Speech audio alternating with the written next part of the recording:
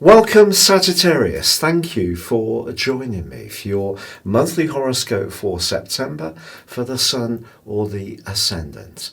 If you've yet to subscribe to my channel, I'd be honoured if you did so now. Please click or tap on the bell notification symbol. Also, you can join me on Twitter at Horoscope Ace. Or if you'd like to join Elisa and I for the daily astrology and tarot video show, please see the link beneath this video. It's proving very popular. We'd love to have you along. You can grab your free daily written horoscope, plus get a flavour of what the stars and also Elisa's spiritual dimension brings to your situation each day. Well, this month begins with the Sun and Mercury high in the sky for you. Yes, in the sign of Virgo, which is your midheaven, your solar midheaven. So this is where you're looking to connect with the world at large. It can be to do with work, responsibilities, obligations, but also your personal goals. So if your goals are not so much to do with those more worldly interactions, they can still be very important to you. It just depends in what phase of your life you're in. So think about goal setting. But if we look at what the new moon said on the 19th of August, that energy is still pouring into the first half of this month. And for you, that was potentially very expansive, because it saw the moon in Leo, your sister fire sign, linking magnificently with Mars, the planet of drive, and of course in your sister fire sign too of Aries. This gives a wonderful platform for someone like you to really drive your situation forwards. So your creativity, I think, is important to how you are setting those goals as you come into September. Now, there is a challenge on the 2nd because there's a full moon, and the full moon's in the watery Pisces. But this is angling to Uranus, the planet of change, which is in your sector of work. Anything to do with everyday life situations may be going through quite a big alteration for you, and that's been going on broadly for about 2 years. So what does this all mean? I think it's possible that something that you want to achieve in terms of your ambitions may have some kind of impact on you at a more personal level. So it could be less time, more time spent away, more time focusing on those goals. Or it could be that somebody needs your attention and support just when you do want to make that big push forwards and to reach for your personal stars. So what Uranus is saying, I think, is that we can all expect a degree of volatility and unpredictability on the back of this particular full moon. But I don't want you to feel that there aren't opportunities knocking for you, because I think they can be. And Uranus is actually forging a very positive link to the Sun for the first week of September.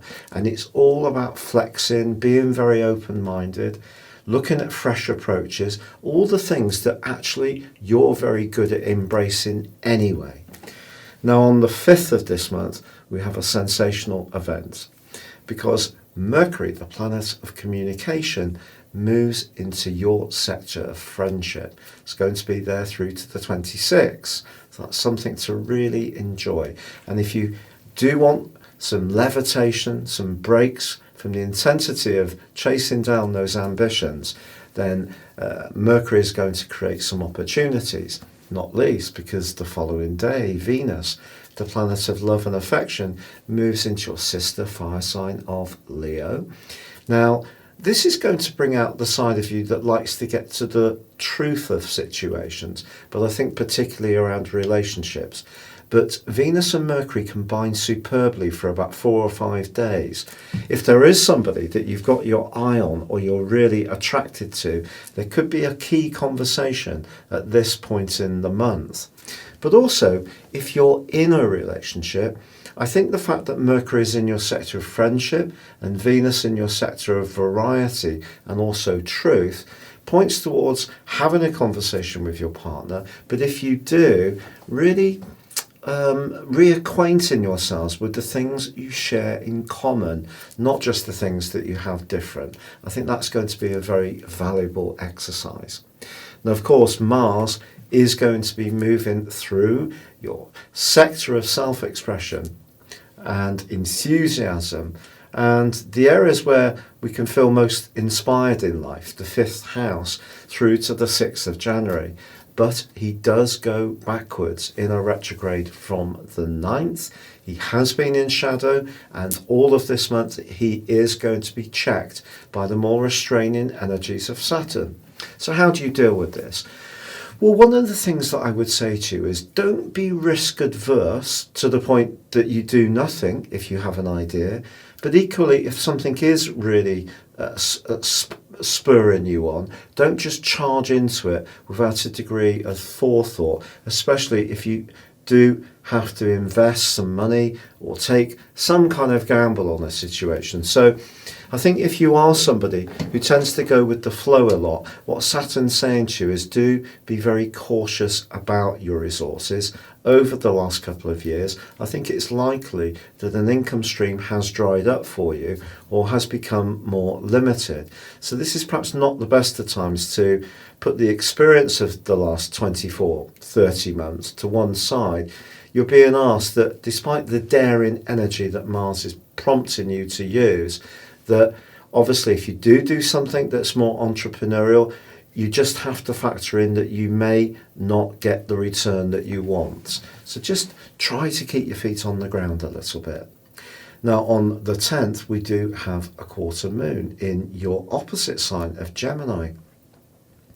I think what this is saying is that however much you try to move forwards in terms of those goals, and however much you try to bend into what other people are expecting of you, you can't give away your power completely. So we have to be true to ourselves, even if we know that people want us to be moulded into what they want of us.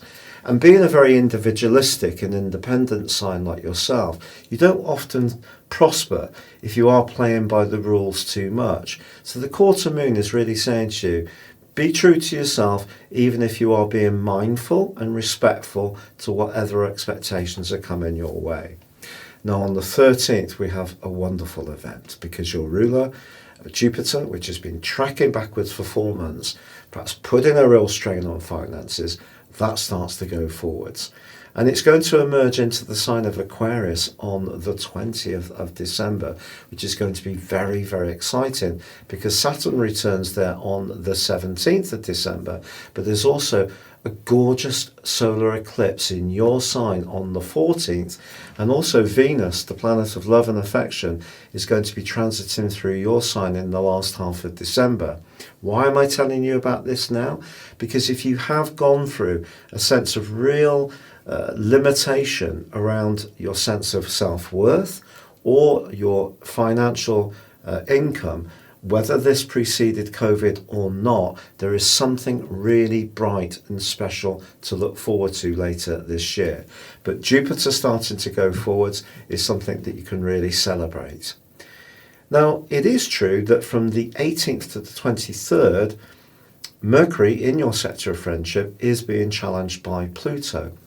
There could be someone in your circle that you've been fond of, but you may find out that actually they have very different values to you across that group of days. Just saying.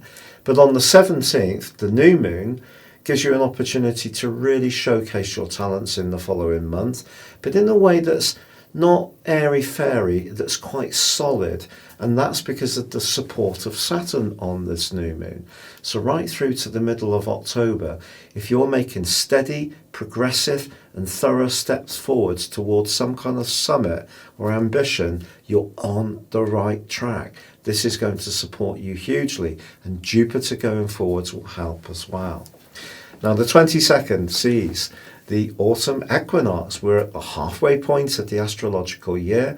The sun's peering across the heavens back towards Aries, but now is in the diplomatic sign of Libra. And of course, this is governed by the scales. It's all about balance. But this is an air sign, so it's also about communication. Of course, it's where Mercury is, and for you, therefore, it's about your future, your higher hopes. It can also be about your ideals, and Sagittarius people can be quite idealistic. So this can be a good time to refresh yourself or to think carefully about who you hang out with and what your hopes for the future are. Sometimes we can get to a point where we've achieved something that we set out on many moons before, and once we get there, we realise that we've changed. So our relationship to the success has changed. We can be pleased, but we're wanted to orientate in a different direction. And some of that could manifest itself with the sun's passage through this sign before now and the end of the month. There is a quarter moon on the 24th as well in Capricorn.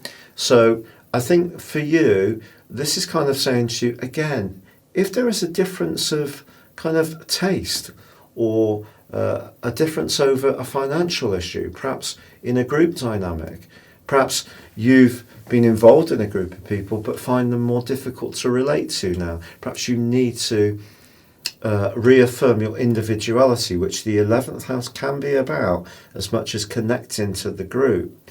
The 27th, however, sees Mercury move into quite a sheltered part of your situation. And I think in the following 21 days, if there are some people that are not coming up to your mark, that could see you thinking very carefully, and there could be some separation going on. But remember, nobody's going to leave your world who's not truly right for you. On the 29th, it's a day we can all celebrate. Saturn, the strict taskmaster, ends a long backward journey. And if you really have been feeling the pinch in terms of how you feel about yourself, your qualities, or about money, or you've been really sticking to a very strict diet when it comes to what you've been intaking in terms of food and perhaps alcohol, I think Saturn coming to the end of its retrograde gives you an opportunity to really celebrate whatever lessons have been learnt with Saturn's journey through the sign of Capricorn, and I think they have been plentiful over the last couple of years. The more you embrace them, the more you can go forwards with the wisdom that Saturn can bring to us, as much as sometimes it can be very mean energy. We know this. So if you have had to adjust your expenditure, your expectations, let go of something that's no longer working, it's all freeing up the space for the new you that's developing. And the sun being in the sign of Libra gives you a wonderful opportunity to really get excited about your direction of travel. If you'd like to ascend above your zodiac sign and embrace more serious astrology, please check out my affordable range of astrology reports below. You can get a year's forecast and a character analysis for 30% off, or please check out my testimonials if you would like to have a one-to-one consultation with me. Please see those below too. But for now, take care, stay safe, good luck, and goodbye.